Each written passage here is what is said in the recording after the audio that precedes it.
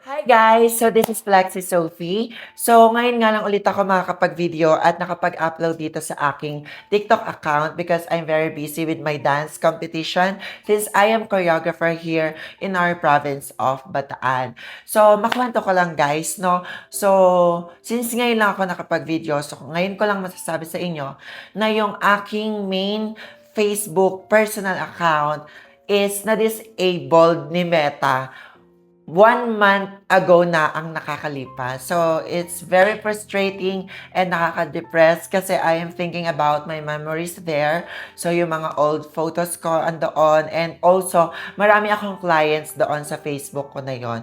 So, nag-scroll up ako dito sa TikTok and marami akong napanood na hindi lang pala ako yung na-disabled ni Meta. So, maraming Facebook users din pala ang na-disabled ni Meta nang walang reason na basta-basta na lang pag-open nila ng account nila is hindi nila ma-open and disabled na nga and yung iba suspended and ayun. So meron ako mga dancers ngayon na nasuspend sila for a few days and then na-retrieve back nila yon. So na-open ulit nila yung Facebook nila. And meron din akong co-choreographers here sa Bataan na na-disable din yung account nila. And nasabi nila sa akin last time, actually 2 days ago lang, ang sabi is, na-retrieve na nila yung account nila. And then, pag-check ko kinabukasan, na-disabled again. So, Meta, what is it? So, ano yung ginagawa nyo ngayon sa mga Facebook users nyo? So, ayun. So, nag-search ako kung ano nga ba yung mga dapat gawin, kung paano ko ito ma-retrieve, kung paano ko mababawi yung account ko. Kasi sobrang halaga talaga nito. Kasi dito rin ako nagbe-base ng source of income ko sa Facebook ko. Kasi nga, monetize yung personal Facebook account ko na yon sa mga dance contents ko. So, napanood ko is one way is mag-appeal ka sa Facebook Help Center. So, ginawa ko siya. Nagdrama ako sa mga statements ko doon. Pinabide ko lahat. And until now, 1 month ago, wala pa rin ako nakukuhang response. So, nag-search ako na nag-search. Ano nga ba yung mga dapat kong gawin? So, another way na kailangan ko daw gawin is magpa-verified ako kay Meta. So, paano nga ba ako makapagpa-verified kay Meta? So, ang ginawa ko is gumawa ako ng second account under my same name. Screen name ko na Flexi Sophie. And then, hindi siya na-verified kasi nga, screen name ko lang siya. So, ang ginawa ko is gumawa ako ng account na under my real name.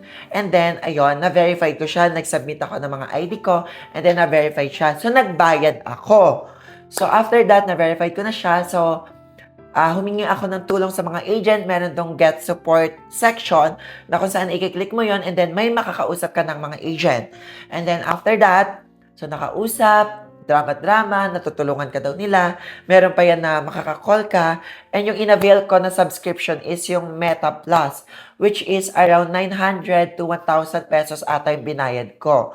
So, a month yun na. So, magbabayad talaga ako para lang may makausap ako na agent to get my Facebook account back. But unfortunately, 2 weeks na nakalipas, wala pa rin ako nakukuhang response from them. I mean, any feedback, sabi nila, naipasa na daw for specialized team and under investigation pa rin daw. Pero until now, wala pa rin ako nakukuha. So, meron akong nakuusap na isang agent na Pinoy siya. So, pwede pala yon na mag-request ka ng Tagalog or Filipino agent para mas magkaintindihan kayo para mas madali or mas mabilis nyong ma-resolve yung issue or yung problem. So, ang name niya is Sid. So, Sir Sid ang tawag ko sa kanya. Kinuha niya yung phone number ko and then tinawagan niya ako via phone call. So, ayun, nag-usap kami and then ang sabi niya is under investigation na daw. Una pa nga, tinanong niya, ano yung case number ng issue mo or ng request mo or ng ticket mo. So, binigay ko sa kanya, pinavide ko sa kanya, and upon searching daw, hindi niya daw ma-search. So, tinanong niya kung ano yung Facebook username ko. So, pinavide ko, and then nahanap niya. And then, nasabi niya is, under investigation na daw ng specialized team niya daw. So, ang magagawa niya lang daw is ma-mention sa specialized team na kumbaga, is mas pabilisan yung process. Kasi nga, ayun, hingi ng feedback. So, 2 weeks na ako naghihintay. First week, nag-follow up ako, under investigation daw. So, kahapon yung second week, under investigation pa rin daw. So, chine-check pa rin daw nila. So, ganun ba talaga siya katagal? So, kailangan talaga maghintay tayo na, sorry, excuse me, kailangan talaga maghintay tayo ng sobrang tagal para lang mabalik yung account natin na knowing na wala naman akong ginagawang any violation sa kanilang community standards. So, ayun. So, para sa akin na, it was a mistake. Wala talaga akong wala akong vina-violate sa kanilang community standards or community guidelines. So I am hoping, Meta, na hopefully, within this week or kahit maghintay pa ako ng 1 month, okay lang. Basta mahalaga is maibalik mo yung Facebook account ko kasi this is very essential and this is very necessary for me.